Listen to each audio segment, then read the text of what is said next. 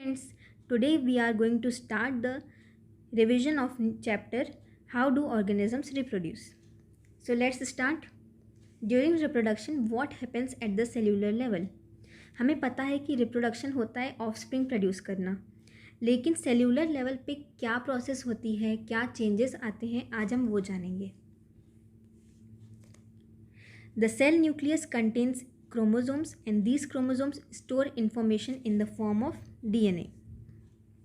Cell के nucleus के अंदर क्रोमोसोम्स होते हैं और क्रोमोसोम्स कंटेन डीएनए. डीएनए क्या है? DNA is the source of information. This information is carried from one generation to the next.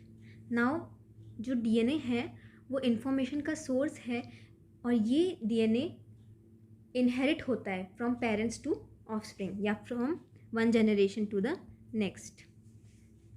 DNA is the source of making proteins in the body.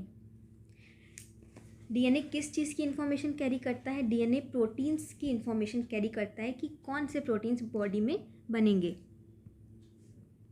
These proteins make up the body design of the organisms. अब ये proteins किसी organism के different characters के develop होने के लिए responsible होते हैं. मतलब कोई भी कैरेक्टर अगर डेवलप हो रहा है तो इन प्रोटीन्स की वजह से डेवलप होता है. इसीलिए कहते हैं कि proteins make up the body design of organisms.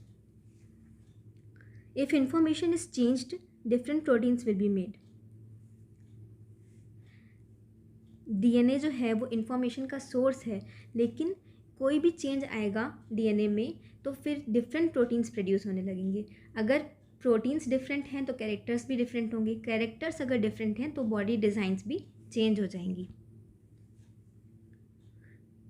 Different proteins lead to different characters. That's why we are not alike. Yes, DNA अगर चेंज हुआ तो डिफरेंट प्रोटीन्स बनेंगे, लेकिन डिफरेंट प्रोटीन्स क्या करेंगे? डिफरेंट कैरेक्टर्स को डेवलप करेंगे, जिसकी वजह से हम सब लोग एक दूसरे की तरह नहीं दिखते. सब लोग एक दूसरे से अलग अलग दिखते हैं.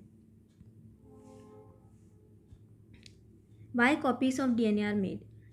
अब इस क्वेश्चन का आंसर हम जानेंगे. DNA is the source of information for making proteins. Proteins are responsible for the characters that develop in the body. Thus, DNA is transferred from one generation to the next.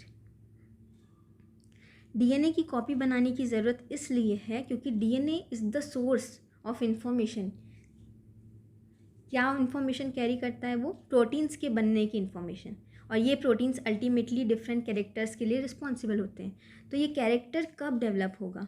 जब DNA की copy बनाई जाएगी और offspring में वो DNA जाएगा, proteins produce करेगा और डिफरेंट कैरेक्टर्स डेवलप होंगे. इसलिए डीएनए का ट्रांसफ़र होता है from one generation to the next, और ट्रांसफ़र करने के लिए हमें डीएनए की कॉपीज़ बनानी पड़ती हैं.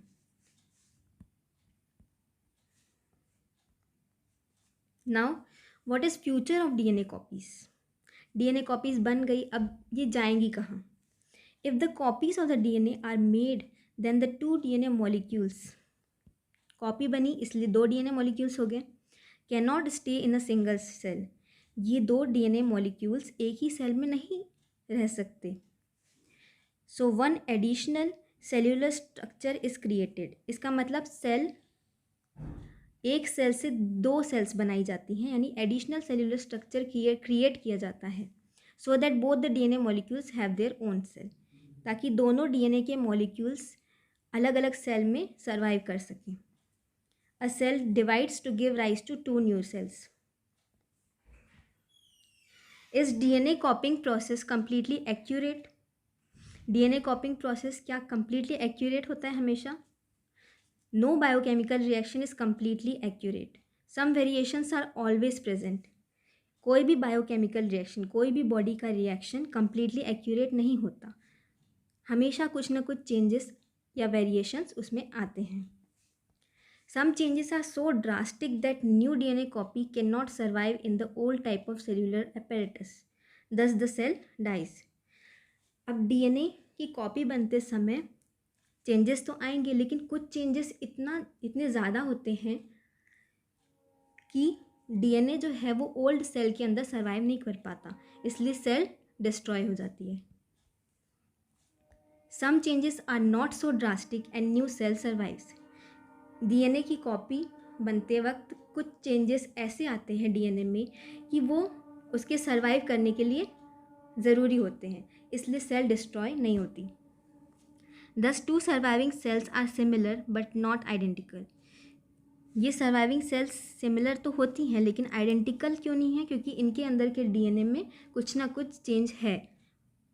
हमें पता है कि पॉपुलेशन में 1 to 2% चेंज होता है डीएनए, बाकी 99% डीएनए सबका अलाइक है। इस 1 to 2% चेंजेस में ही हमारे डिफरेंट कैरेक्टर्स डेवलप होते हैं और हम एक दूसरे से बिल्कुल अलग दिखते हैं। We are not identical. So friends, I hope you understood this topic.